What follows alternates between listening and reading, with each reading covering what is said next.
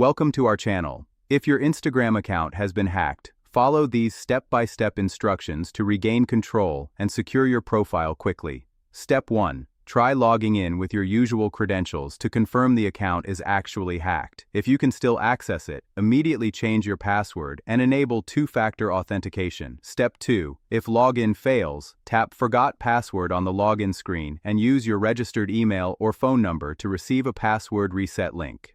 Step 3. Check your email, including spam folder, for the Instagram password reset link and follow the instructions to create a new strong password.